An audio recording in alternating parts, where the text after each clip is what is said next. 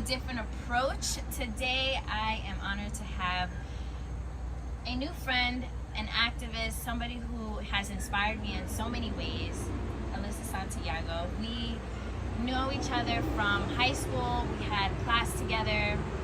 I don't really remember many interactions except for one big interaction where I remember her laughing at one of my jokes, pretty much it. And then we followed each other on social media, and just from her posts and the things that she shares, I just felt like she was somebody that was definitely a great candidate to have on the show. So I will let her introduce herself. Hi, so like she said, my name is Alyssa. Just to share a little bit and inform you guys of my perspective and a little bit of my accolades, I got my bachelor's degree in human development to study how situations and policies may impact a person's development throughout their life. And I'm finishing up my master's degree now in public policy and administration, and my certificate in positive psychology, in order to begin to implement healing and positive environments and social into the business structure themselves. So that's just a little bit about me and what my perspective and journey is like. Oh, that's awesome. Awesome. So the intention of this video today is to bring awareness to domestic violence and to sexual assault. And as you guys know, I've shared in a lot of my videos that I've been sexually assaulted, and it's one of those things that's really hard to bounce back from when there's a lack of support and when society makes it difficult for you to speak up. And so because I had a chance to see Alyssa's post and also to have a conversation with her, I felt like, yes, she needs to be on the show to share her story and to share what she's been through and, you know, what she's seen in her life. So I know that you traveled to Europe. Mm-hmm. So what was that like? So I moved to Spain in 2017. I got a job working in a hospital, specifically translation, but this hospital took a spin on things, which was healing people in the non-traditional way. So if you had a mental disorder and you believed that you were possessed, they would do the exorcism for you and then introduce the mental health counseling after, just to open you up, because people are so turned off by mental health services. Right. So what can we do and how can we help you in that? So that was my first time experiencing a corporate job that was willing to meet people where they're at with their needs instead of by a system. And so that was also the beginning of my work with the UN, working in Africa, and things like that. I'll bring it up. I took this nice little ferry. It was like $5. It was 15 minutes, and you just go right down to Africa. Nice. And it's a different feeling. Like, it was very wholesome. The work you do is definitely, something you can't take home with you, but you know that you're helping by reporting. So mine was to observe. With the UN, it relies on a nation's ability to report accurate information. So we send people sometimes to observe, is that information demonstrating the severity of the issue? So mine was specifically around children and things like that. And I learned a little bit, and this is what began to turn my mind as far as the way we structure our society in America.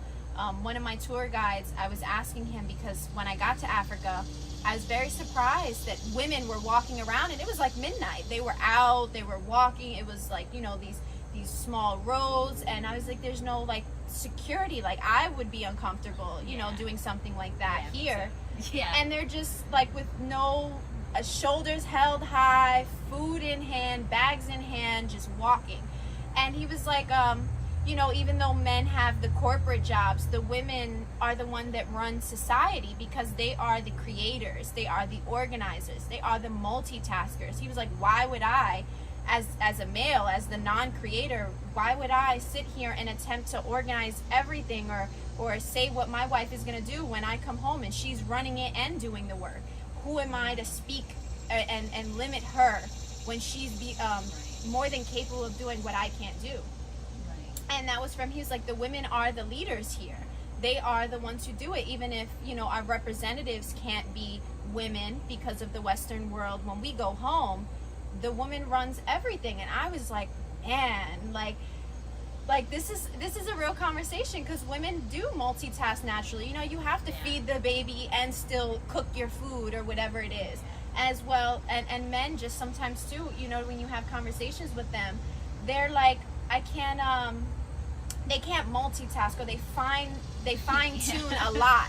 They need to, like, it has to be in one domain, and we'll have that other domain conversation a different time. Whereas for women, when we talk, we have like these list of issues, and we're like, how do we, like, this is a solution for this, and then this is what I'm gonna do for that, and this is, and then they just go do it. You hand them their tasks and they do it. So why would he, if he's good with doing tasks, why would you attempt to organize? So it was that difference of mindset and how progressive they've come to be one of the first nations to be completely run off of solar energy, you know, all of it, you know, along with Switzerland that does it. You have a third world country that's doing it the same way.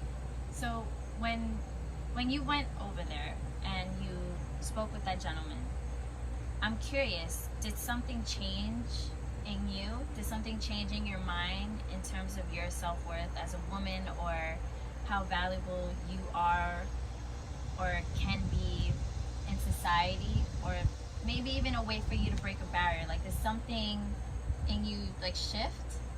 For me, it really did. I began to realize when I came back to the U.S. after having that, because you realize your place as a woman, where it's what your tendencies are. Like, even if it's someone isn't pressuring you into that zone to be docile, to listen, to, you know, just sit back, or like just take control when things aren't being handled, get up and manage quietly. You begin to realize those things, because for a little while you've had that and it shifts, and then when you see people, when you don't do those things, it's like, okay, like things are unorganized, but I'm just gonna sit back and let that, you have to figure it out. Now it's your job to do that. That's your task. It's not my task to pick up your slack. So I had a lot of paradigm shifts that people caught on to, and when I got home, I worked at the UN for about 3.5, close to 4 months. I think I was shy a week.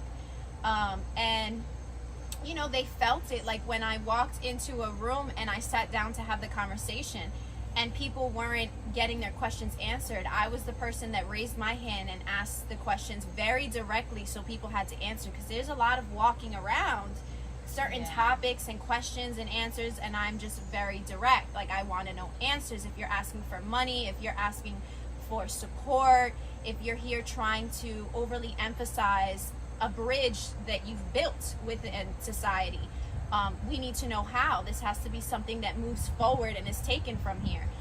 And that was felt, because a man stopped me afterwards in the street when we were leaving the UN, and he was like, you know, most women, they don't stand up and they don't ask questions. If something is walked around, we leave it walked around.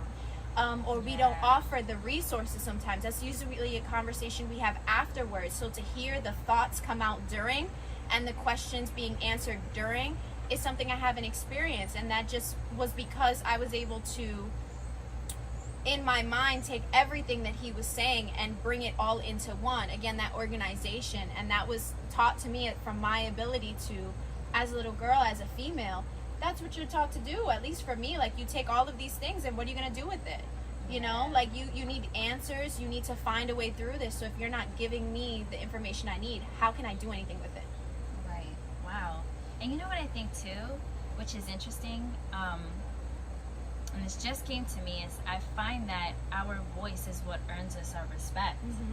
And women are taught to be silent. You know, you must be seen but not heard, and you have to, you know, just figure things out. But I find that because we're taught that way, that a lot of times when people cross boundaries, or if a male says something disrespectful or anything like that, we're taught to just, no, you know, like, we're not going to say anything. But when you stand up for yourself, they're going to learn to respect you. And a lot of times we're taught that we don't need to be respected, we need to be liked. And I think that's like the biggest, hardest thing. It's the hardest part, to find the middle ground between knowing that you don't have to be liked by everybody, but you definitely have to respect. You know, you have to respect me, kind of thing. And that's really important to learn, and that's something I feel like we don't emphasize enough within our children, so that way when they become adults, when these girls grow up into women, they have that autonomy, that empowerment in their autonomy to speak up and to engage. Because I know for me, sometimes someone has said something to me and I've thought something and you keep it in a little bit. You're like, oh, whatever, I'm not going to speak on that. You allow them to get away with it. But also as a woman, when you speak up for yourself, you speak up for many women, because that woman that's not speaking up, that's like, wow, that was so refreshing and powerful to feel and experience or to hear. Or like when a man will step up for you, like some men will step forward and be like, hey, I don't like how you spoke to her. That's very appreciated, even if it doesn't come out our mouths, because now you have us thinking about how we should be responding to people.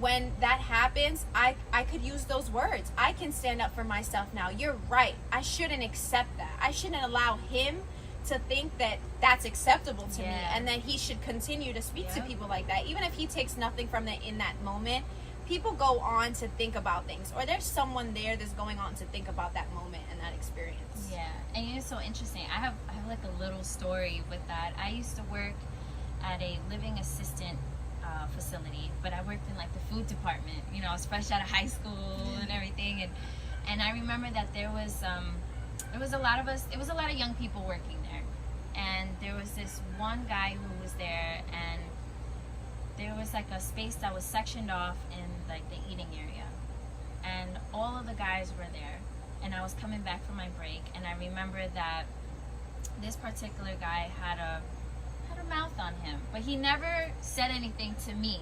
So I was like, I don't care, as long as you keep that over there.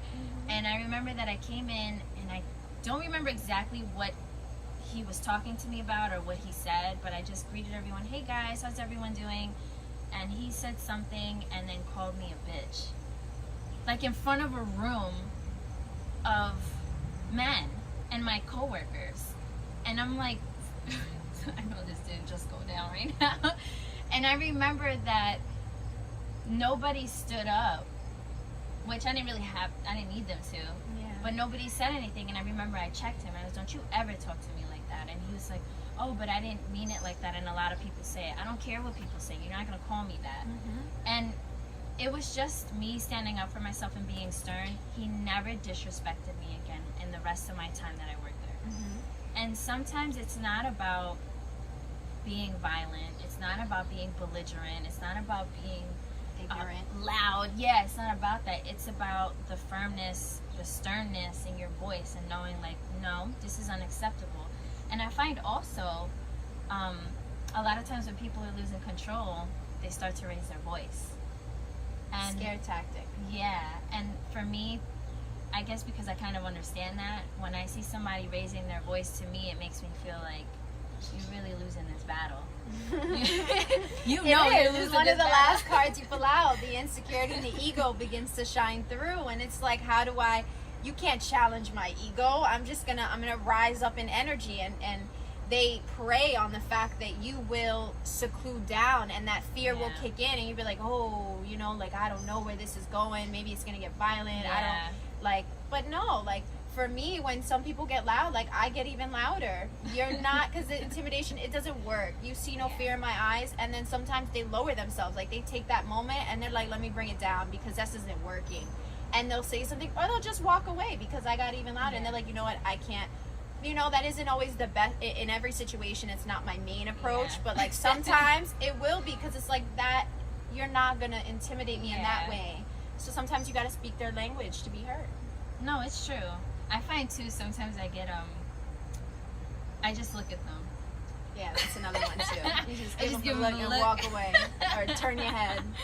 So I grew up in a home that had when I was younger, before my pre-stepdad, there was a lot of domestic violence, and I saw a lot of women in my family who like catered to their man, we're getting cheated on a regular, we're getting beaten, but we're still making dinner for the family. And so I'm just curious, because I know that's big in the Hispanic community, that no matter what happens in the house, you gotta tend to your flock, your people. And so what has been your experience with that, just seeing that in your life? First, before I get into me, I want to discuss on a macro level, like, servitude and the history that comes from is very important to understand. Like when we look at Hispanic households and we look at our history within our nations, like the women were the one that were pulled into the household and you were taught the mannerisms, and that was how you got up on the social scale, the class system. That's how you began to get freedoms, recognition, even respect. You had to be a really good servant. So with generations, like that was seen as the respect. So why wouldn't that be passed down and taught to your children? So understanding that, you need to realize and begin to analyze how you serve into that, because even though that may have been what you were taught and how you think that relationships, bonds, and holding yourself with respect will be, you're actually overly giving to someone. And that gives them control and power to not do things for you. You're literally allowing them to not do things and not pick up their snack and not learn. You're inhibiting their progress and growth just because you were taught to enforce that social structure. And it gives the way for when we talk about personalities, and a lot of abuse happens with narcissistic personalities. I also want to share, I was a rape crisis counselor on a hotline with our local to our neighborhood, Vibes, the Victims Information Bureau of Suffolk. So I have a bit of experience with that in addition to the experience I'll share in a few minutes. But narcissists depend on a woman who is compliant, who doesn't speak up a lot, and who overly gives. So they can worry about themselves, and it's natural to you to accept, to give into them.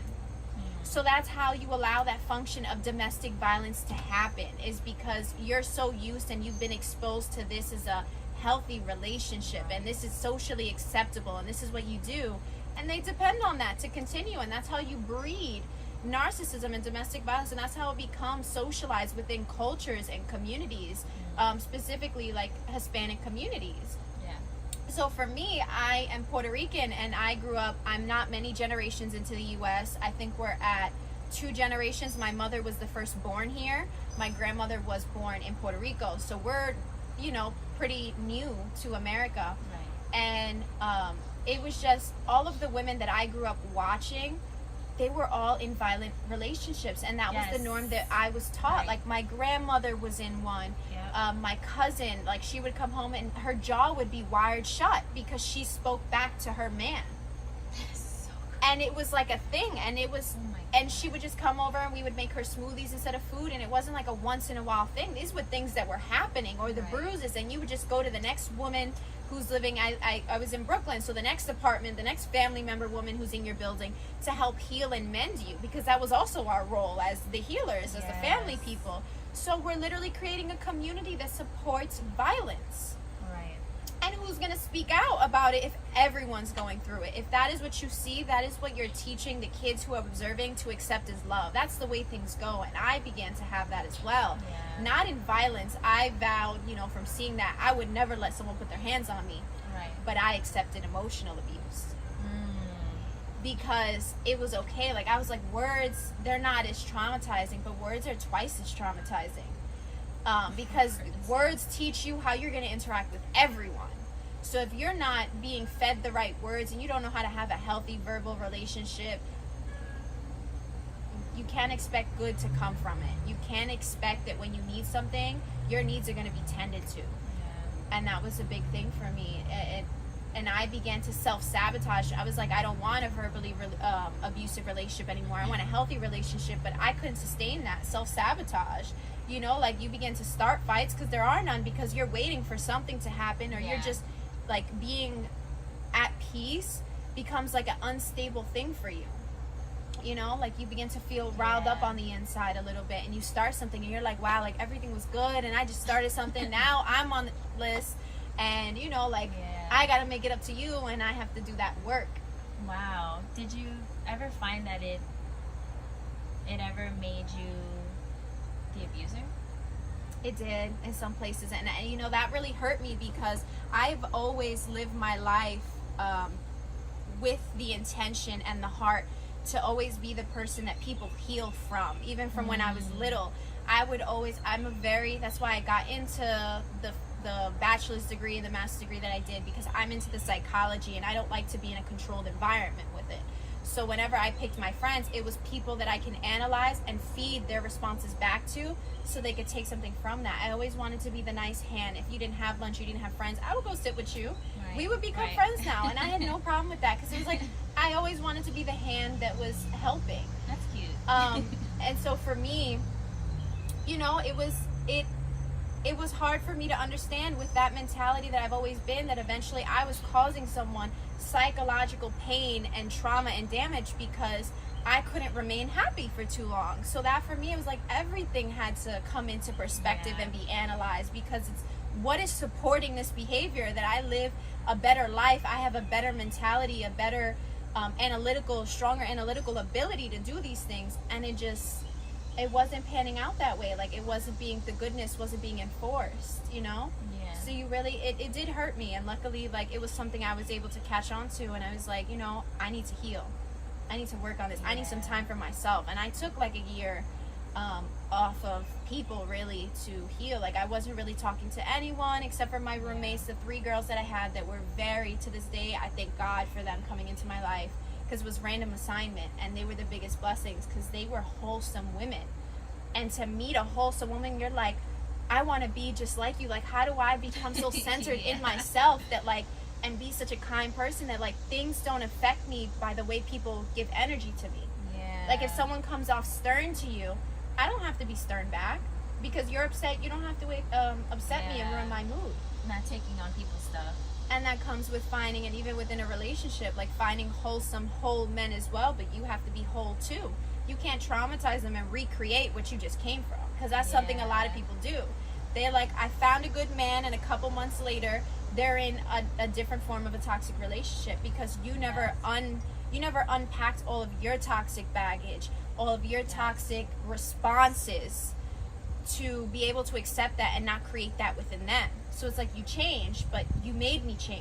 What did you do that influenced them to become that person if they weren't like that? Yeah, I feel I've definitely been the abuser in my life, in relationships, for sure. And I think a big part of it was, I did see my biological dad, be abusive, but I also saw that a lot of women in my life were very docile. And I just remember I always had a fighting spirit, and I was like, well, I don't want to be like that. So I guess I have to turn things up, or I have to make sure that I maneuver in a particular way that would gain me the leverage. And so it's interesting that. And for me, I was both. I was an alpha woman taught a docile way. So I would be docile in some aspects, and that was that helping hand, that kind hand. And then when I was upset or I wasn't getting enough back, I became that alpha woman again, that like kind of like scratched back, and you weren't expecting it. And that's how I would become toxic. I didn't realize I wasn't giving to myself or doing these things, you know? You overly do, you're the docile, cater to. It's like, I want to be catered to too. I'm ambitious. I have all this going on in my mind. I need someone that gives back to me too. But you didn't select that type of relationship. You selected the docile position with a partner that needs a docile person. And now, but underneath it all, who you feel inside, that wasn't it. But you were taught to think that was okay. Yeah. Wow. And I think also what's so beautiful about what you were just sharing is that a lot of times we're always looking at our partners or at other people as the enemy. Because of you, A, B, and C, instead of reflecting and seeing our input on that toxic, environment or toxic relationship. And I think it's so huge to sit down and be honest with ourselves and say, okay, well, they abused me, but I kind of abused them too a little bit. That was a little toxic. That's really hard. Yeah, and going back to where did I learn that? And unlearning to relearn new, better habits and ways of being. So, I'm curious. You worked with Vibes, and you were a rape crisis counselor, and I know you shared with me that you were sexually assaulted. If you wouldn't mind sharing a little bit about that, and I'm just curious how that played a part with your rape crisis counseling part of your life. It was definitely a major leading factor. in my choice for career-wise. So for me, you know, being that when I went away to college, you begin to shed what your parents taught you and become who you are. So I became this alpha female where, you know, how I held myself and the beliefs, the ego that I created, the image of myself that I felt I was. It was about being a strong woman. You know, like if you were gonna assault me and do harm to me, I'm gonna fight back, and you need to be prepared because I'll fight to the death before you attack me. And I held myself to that. So it also intimidated people to do that to me, because it's like, you know, like I'm not a character that could go down like that. So for me to be in the position that I was, there was a lot of denial and cover up. And, you know, these are okay stages to be experienced and go through. And a lot of people will cover up their experiences because they don't want to be that person. So for me, that was really hard coming to. So with that in mind, it was a situation where I was unconscious and too indulged or intoxicated to defend myself. He relied heavily upon that, and it was someone that everybody knew and everyone loved. He threw the parties in college. Everyone was at his house every weekend. So you had a sense of comfort in him that, you know, like since you know him so well, it was a small school, that you had a sense of security. You know, people all the time when we had parties, you know, they drink too much and they would end up sleeping on the couch there that night. So you've seen those things. So for me, it wasn't that bad.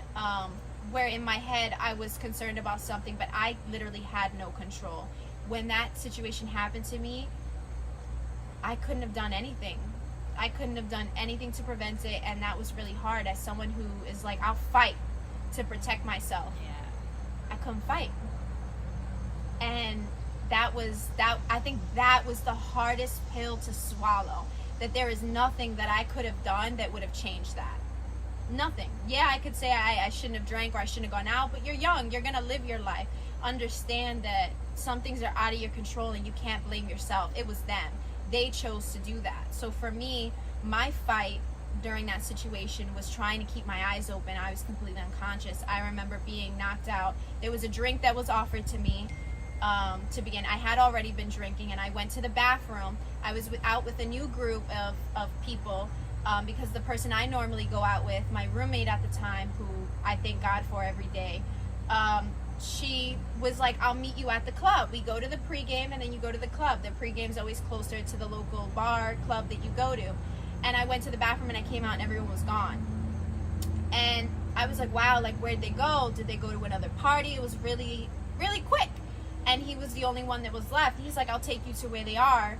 You know, just have this drink with me, we'll go. And we went, and I didn't make it in because the bouncer has said that I looked too out of it to be let in. So I remember going it back up to his place because it was above the bars. It was one of those locations to just lay down for a second. I started to not feel good. And I know that people, I still have sensory memories where I heard people coming in because they thought there was a pregame. So people did witness me there on the couch. And I know that I was trying to find a safer place to lay down. I found a bed, I laid down.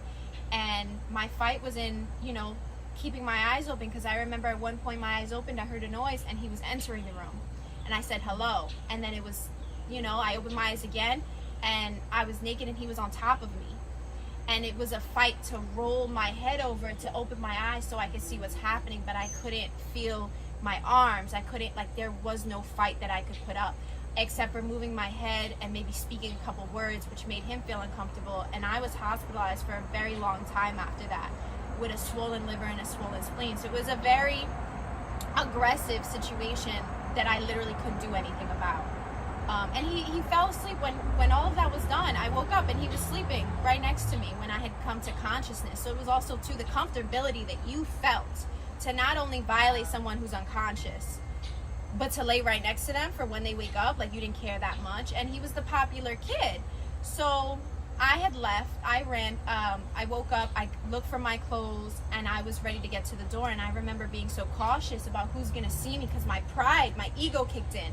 That just happened to me. And I need to hide that and bury it so no one would ever know.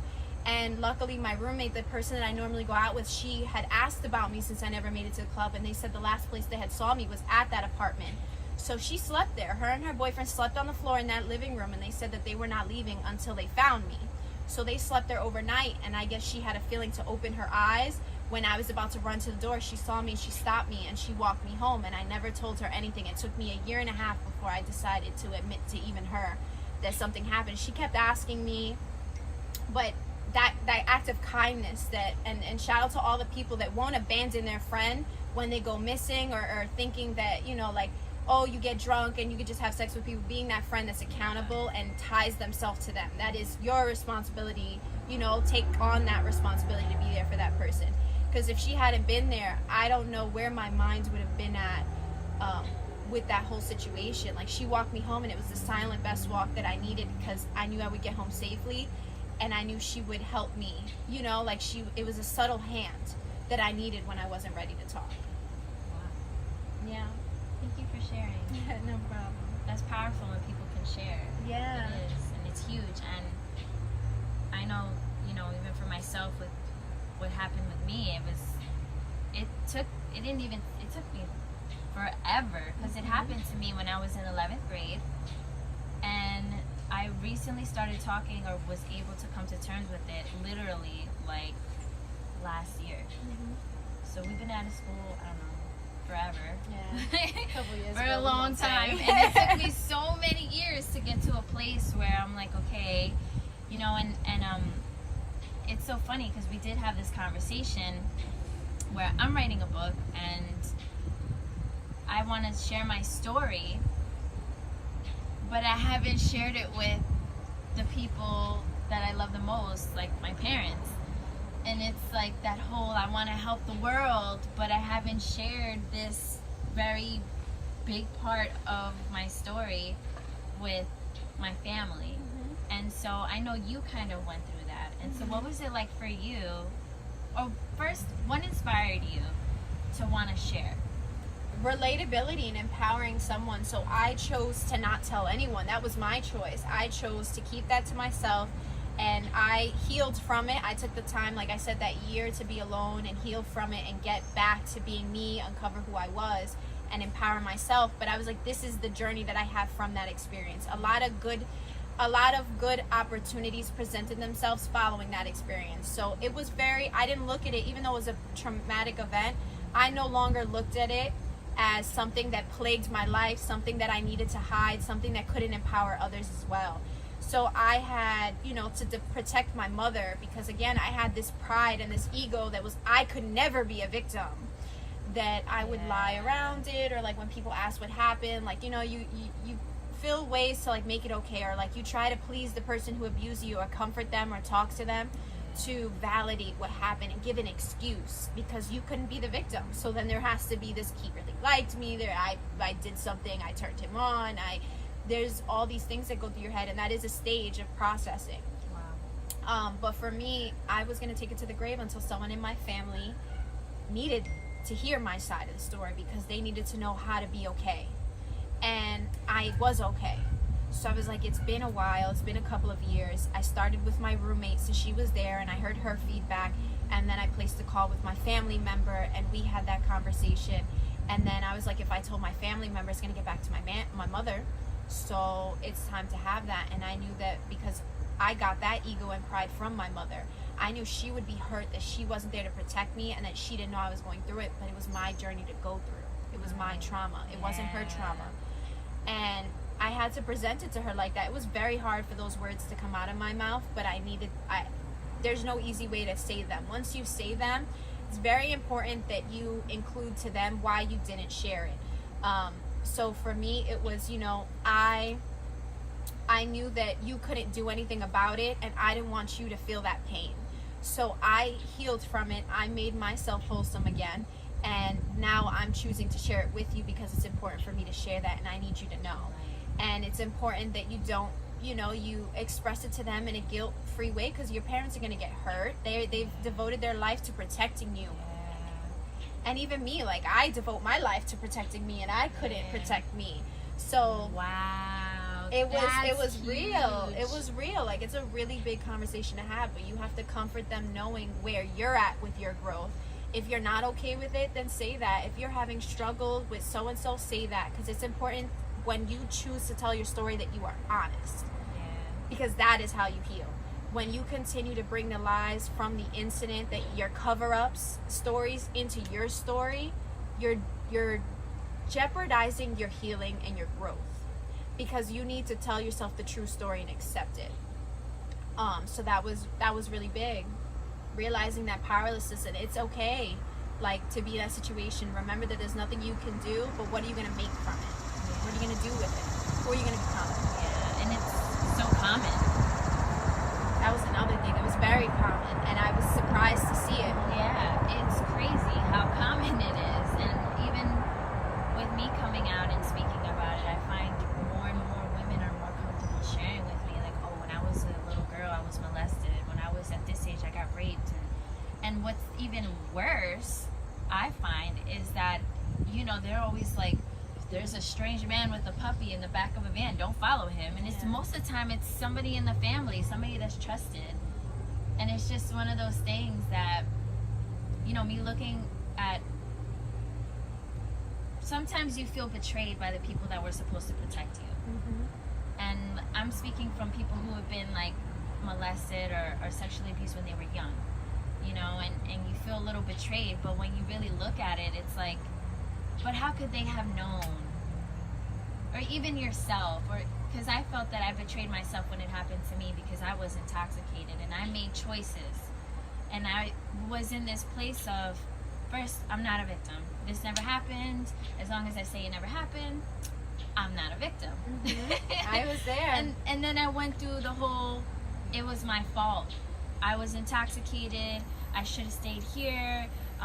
You know, and just to share it, because I don't think I've ever shared the story, is I was at a party on New Year's, and I went with one of my close friends, and he was my party friend, and these two guys that I knew kind of just invited me to go get a Dutch, because we used to smoke weed, and I was like, sure, no problem. I was already drunk, I was already on other stuff, and we drive a few blocks away, and they pull the car over, and I'm sitting in the back seat already because they're in the front, and they jump in the back and they start doing what they did.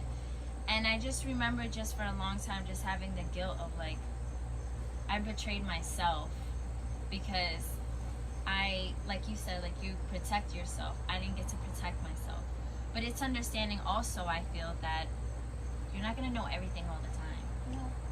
And you can't prevent everything all the time. No, you never experience anything. So it sucks that that was the experience we had to have, but what did it make of us, you know, through that? And the bigger question is, like, if we didn't speak up for ourselves, and we chose, you know, evidently not to, for our own growth, and to prevent, you know, other people from trampling on our emotions and overpowering what we feel. The toxic masculinity that plays onto the other side, that you felt empowered enough as a man to do that, to think it was okay. How were you socialized? What boundaries did you lack to do that and not see the uncomfortability in someone's face, or to ask a question, and the lack of autonomy that we treat our children, especially our daughters, to speak back and to address it? You know, like, we're also in that moment when you're faced with that scaredness when it's about to happen. You're going through all the scenarios in your head, so you're paralyzed for that 2 minutes. They say, why didn't you kick in this? Because there's a lot of factors that go in here. Once I give you a violent outburst, what's going to happen? You're going to change. You're going to get violent. You're going to seek more control, and you're going to start analyzing too. So I need to overly analyze the situation to figure out if I even have a way out before I do that, because this could go from a you know, like a rape situation to I could die, I could be paralyzed, you could dump me on the side of the road and beat me. Like, it could jump from one to the other, and it's sad that we have to live in a world where we have to think about that. You know, am I gonna lay here and take this, or am I going to, you know, be in the hospital, be, you know, down there with that? Like, you have to think about which, you know, poison you're gonna drink from. And we need to start addressing the male side, because there's nothing we could have done. Like, yeah, we chose to drink, but, you know, like, everybody chooses to drink at one point in their life. It doesn't Everyone make it chooses okay. to be spontaneous. But what gave you the permission or Right. the audacity or the empowerment to try to do that without permission? Right. Right. It's like the I'm sure you've seen it, the little teacup, the tea video. That's like if your friend invites you over for some tea, Oh, yeah. and then your friend falls asleep, do not try to put the tea in their mouth, and then it shows like stick figures Yeah. and everything like that. And it's just that way. It's that, okay, like no matter what I decide to do, if I'm drinking or if I'm doing drugs or if I'm not, or if I'm just going to the store at night, you know, because I live in, there's a little bit, because I live in New York City or whatever the case may be, that doesn't mean that I want to be raped. If I'm wearing a skirt and you find it to be attractive, it doesn't mean that I want to be raped. And it's just so weird because it's a consistent pullback on women, on you shouldn't be dressed like that, you shouldn't talk like that, you shouldn't do this, you shouldn't do that. But there is no boundary set for men saying, even if a woman is dressed like that, you respect her. And it's so, that's one of the things that's hard for me to kind of like come to terms with. And I find when I speak to men, luckily for me, most of my friends, pretty much all of my guy friends are pretty progressive, and they're like, yeah, that's not cool, like none of that stuff is cool. But I have met guys who, I'll be the only female in the group, and they'll talk like there's no woman around, and I hear how they talk about women. And I feel that there needs to be more men, more guys who have boundaries to be able to stand and say, bro, that's not cool. Yeah. Everybody, 1 in 4 women experience a sexual assault or a rape. And by sexual assault, you could be an unwanted, inappropriate gesture, words, anything like that. And so we all know a rapist, but you don't know that you know one. So everybody has something that they hide. So if 1 in 4 women are being raped in the United States, then you don't know 4 men, Wow. So people don't really want to talk about it, and it plays into that docile role again. We point the finger at the women. You need to be accepting to that. You need to be okay. Men are going to do what they want to do, but why isn't there self-control for men? If I say I want to watch a movie, I'm no longer interested in doing this. Why don't you have the self-control? Okay, you know what? You debrief through whatever, blue balls, whatever you feeling, and we watch this movie. I'm just saying. Yeah, we gotta cut out the boys will be boys. Yeah, That's no, not you okay. give them excuses to think that's okay, and then when you socialize them with other men, some men don't admit that they did that, or they do it and they look back and maybe they want to change it and they're not that person anymore, but they never speak up and be like, I did rape that, I did have that, participate in that type of toxic masculinity behavior, and they're also socialized to have that duality within themselves where they keep that inappropriate person inside and they don't discuss it with other people. And sometimes it comes out a little bit here and there, but you know who that person is. You do, even if they don't say that they're a rapist. You could see it in the language, the way they look at women, the way you may not think, oh, he would never go that far, but if he talks like that in front of you, his thoughts are a lot deeper and darker. Yeah, and I think also too, going back to the importance of our voice, is if enough women are speaking up, then eventually these men will understand they don't fit here. It's just that mentality doesn't fit here, that behavior is not accepted. And I think, in this whole video and everything that we're talking about, if you could take anything, I want you to kind of take that it's okay to speak, it's okay to use your voice to set boundaries. Boundaries are okay. And it doesn't matter if something has been ongoing for a while, there's never a time for you to set a boundary. Preferably it's in the beginning, but if you're just learning your voice, it's okay to set it now, today. We're not doing this anymore. And being consistent and having your own back, knowing like, no, we're not doing this anymore, because I feel that too many people let men get away with things. And I have family members that I struggle with where I'm like, bro, you're nasty. Stop talking like that. And they're like, oh, I don't mean anything, man. I don't care what you mean. I don't care. And have straight up debates about why this is unacceptable. But in the Hispanic community, it is like weirdo town, I find. And not to stigmatize, but there's a lot of there's not really a great respect for women. And when I worked with refugee kids, they were all from Central America, South America, and it was hard for those kids to get acclimated to mostly women giving them directives. It was mostly women working there. So, okay, you gotta eat, you gotta make sure you gotta go brush your teeth because they were, you know, underage and everything. And it was hard for them to be able to respect a woman telling them what to do when in their country women aren't respected. No, completely. And it comes from that rising up and starting that collective thing. Like, I know we've started that sexual assault, domestic violence movement within the U.S., but we're addressing the storytelling, and we want to put laws out to limit their ability to get justice legally, but we're not addressing what caused that from the male's perspective. And it's like you're going around the pure solution to the issue. And that's something that really, like, it's going to take a social movement for us to start realizing the little words we say, the little things we do, the little passive ways that you intrude on a woman's space, the way that you degrade or maybe devalue her voice when she says something. Like, maybe someone said something to you, she's like, oh, I feel blah, blah, blah about this situation, and you want to tuck it off. But, like, you need to walk away. You need to really think about that, because is that directly playing into a piece of her that she's going to develop? You're causing her to be docile in a certain way, and then you expect her not to be docile with certain people. Like, you can't put that on her. Wow. You need to address that within yourself. Yeah. And so you've been healing. Mm-hmm. I've been healing. Anyone who's been through this has probably been healing. Mm-hmm. What does healing look like for you? Like I started with, it was the denial, the anger, the self-blame, then the reassurance, seeking out reassurance from that person to create a story, and then healing, realizing when you speak to them, like, this isn't what I want, I'm looking for something. And then the reacceptance, and that comes in stages too, where you seek out the attention and protection of other males to make sure that situation would never happen. But it's like, even though at the end of the day you couldn't defend yourself, or you know, like, it didn't happen the way where you made it out without that situation playing out. So don't put that on another male. Like, you may feel, it's always nice to have a male that's watching you for that initial protection, but again, it only goes so far. So to begin to accept that it did happen, regardless of who you are, as an alpha female, someone that chooses not to take anything from anyone, having those boundaries, you are going to respect me, you're going to speak to me appropriately, you're not going to touch me unwantedly, to be in that place and taking your voice back. For me, I lost my voice. Like, I entered a realm where it was like, when people would say or do things, that light that I have to be an alpha female, it dimmed.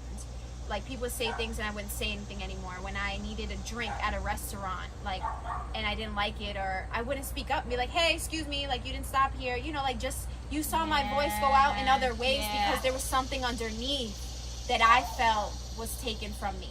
So refining and rebuilding what was taken from me from that situation, my ability to speak up, my ability to see the value in myself, my ability to see myself as strong and independent had to be taken back. And that comes from doing little things in your life to rebuild that. Like, it doesn't necessarily have to do with sitting on the rape situation, but realizing how it's changed you, the new way you see the world after that situation, and determining whether the new way you see the world is the way you want to live moving forward. Ooh, I like that. And that's how you heal. I like that. What have been some of your coping mechanisms? I've started to do a lot of self-care.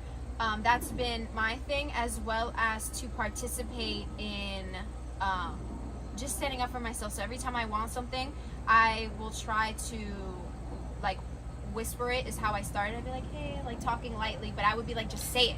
Just let it come out your mouth. Just, it's there, you want to say something, just let it come out, even if it's just low in tone. A lot of, like, I take a day to, like, sit by myself, do a face mask, do, whatever I need to do, and journal about, like, any way that I felt I couldn't speak, any way that I felt like something happened that I didn't like. Writing these things down and listening to them, speaking to yourself, through journaling or whatever, form of expression, art, painting, having conversations with yourself. Meditation has been a big thing for me, and learning to be alone. Yes, learning to be alone is huge. I was hard. But once you do it, honestly, you want to feel loved, you want to be touched, sometimes you want to cuddle. Find other ways to give yourself that big long body pillow, maybe a heated blanket for the body heat. Heated blankets are good. You know, take yourself out on a date, you know, or do it indoors. Order just a bunch of food like you would in like out on a date, and then just have it in your room, like, you know. You know what's interesting is a lot of the things that you mentioned is a lot of the stuff that are coping mechanisms for me, in addition with yoga and getting into nature, stuff like that. Art has been something for me, and I find that when people, okay, so we're taught to shut up. Whenever something bad happens, we're taught to shut up. But because we're taught to shut up, we're not addressing the trauma. A lot of people walk around not understanding self-care, not understanding their own coping mechanisms. For me, one of them too is a warm shower. Like, I could be angry or going through something, and then I'm like, let me take a cool little shower, and I come out and I'm like a new person. And it's knowing those little details that can help you really manage a situation or a feeling that you're having or in your healing process. And I feel that I've spoken to other women, and if I go, yeah, I'm gonna take myself out on a date, you know, pre-pandemic, I was, all right, after work, I feel like I've been working a lot, school's been a little crazy, I'm gonna go to the movies, they have a bar there, I'm gonna have a little drink, go to the movies, get myself something to eat there, and I would drive far and go to new places and eat. And I've had women that are like, that's weird, why are you going out by yourself? And I think that it's not something that's been socially encouraged very much, to be alone, especially if you're a woman, because it's weird. Like, if you see a guy eating by himself, it's like, oh, okay, whatever. But if you see a woman eating by herself, it's like, oh, she must be lonely. Yeah, or someone needs to flirt with her and engage with her. Someone needs to flirt. Literally. But it like, the one point that you said underneath all of that I want to like express openly is the ability to be self-aware to what you're feeling. Like, a big part of healing, and you know, I say meditation because that was my way of figuring out what I need, but some people, they can't meditate, they can't sit in one spot and do that, and that's because everything's going on in your mind. So you feel like if you sit down, you can't, because everything's going on. And sometimes, like, I even feel that, and I just sit through it and you see it silence. But there's walking meditation, there's breathing exercises, like she said, yoga, you know, like those deep breaths, and you need to pay attention to what you're feeling right now. Whatever you're feeling, it's not to, it's not to push them off, it's to realize what it is you're feeling. So sometimes I'll sit in meditation, I feel sadness or I feel anxiety, and I take a deep breath and I allow myself to feel that, and I ask the question, why? You know, you got to realize how you're feeling, and a lot of us don't. And a big problem with people that have been in DV situations or rape situations, sexual assault, is that we don't realize how we're feeling, and it plays into the cycle of violence. You are the victim of a violent crime, offense, or action, and you begin to become annoyed easily with someone, so that violence will passively continue through verbal situations, and from there we move to maybe becoming violent overall, and that enters physicality because you feel words don't express the pain and the frustration that you feel, and that goes into you becoming the abuser and that person doing that as well. So you need to acknowledge what you feel and know that it's okay. If you're angry, it's okay to be angry, but what are you going to do about it? Are you going to work out to get it out? Are you going to sit with that? Are you going to do yoga? You need to become in tune with yourself, and it's okay to feel that. Like, it's okay to not be okay for a while, because one day you will be. And also, it gets easier. And just keep adding things into your toolbox. You know, I have so many different things in there that I haven't used in years, but sometimes I'll be in a mood, I'll be in a moment, and I'm like, and let me look at my coping toolbox. You pick things out. You do. So what has, before we wrap it up and get into our final part, why has healing been worthwhile for you? How has your healing process made your life more meaningful? Healing has allowed me to feel happier. and it's or content, because without healing, you're very agitated all the time. You can be angry, people will trigger you, and happiness becomes temporary. It becomes a high for you instead of the normal, because your normal is anxiety, sadness, stress, can't be alone, and normal is what you need to become happy at. If not, you will never have a stable relationship with yourself, with others. It is impossible to stabilize that. So healing has allowed me to create my normal, and any dip will be overly happy or, a little sad or depressed, but you're able to pull yourself back up. You begin to be able to not enter realms of depression or like extreme happiness and anxiety and anticipation where you can't control it, and you end up like, you get so happy sometimes you lash out or turn people off. Healing, that's a real thing. You get so, and it becomes uncomfortable. People are like, why is she so happy? And then you want us to maintain that. That's a lot of energy. You become a lot of energy. So you have to like work through that. So a big thing for me is start with 10 minutes, start with 15 minutes, start with 30, and work your way up. Start with what makes you happy, what is the least amount of stress for you, and try to add that in. Either way you can. Putting down social media was a big help, because you don't realize how you may be feeling something, you on social media, and now you're thinking about something else because you saw a photo. You're taking away from yourself the time that you needed to feel that and go through that. Yeah. So, isolation a little bit, it's very important. And even though it sucks, it does get better. And it's a skill. Like, you build it up for a week or two, and now it's yours to utilize for the rest of your life. Yeah. Thank you. No, thank you. So we're going to wrap it up with you filling in some words and some phrases. Are you ready? I'm ready. Okay. Healing is Grounding in yourself. I like that. The best thing about a bad experience is Getting to know yourself. As a woman, our security should be Trusting in our capabilities. A lot of people don't realize they have organizational skills. You have leadership skills. You think that that's being naggy or something. Like, believe in yourself. These are very utilizable and marketable skills. Yeah. Wow.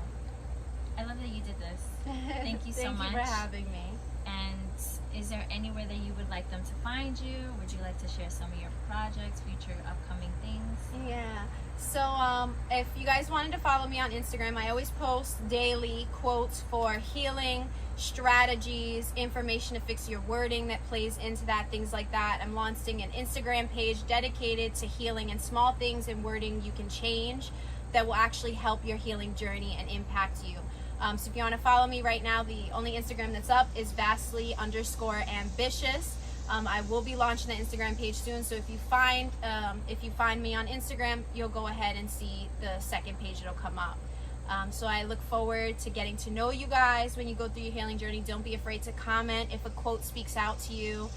Like I said, I am very open to like hearing people's responses. I like to know what content you need and how I can help your healing journey. Awesome. Thank you. So with that, guys, I love you guys. I'm grateful that you guys tune in every week. You guys are amazing. And remember that your voice is valuable. Whoever you are watching this, your healing journey is worth it. And you got to keep going. And, the more empowered we become, the more we can make a difference with our stories. And our testimonies are really what changes the world. And so with that,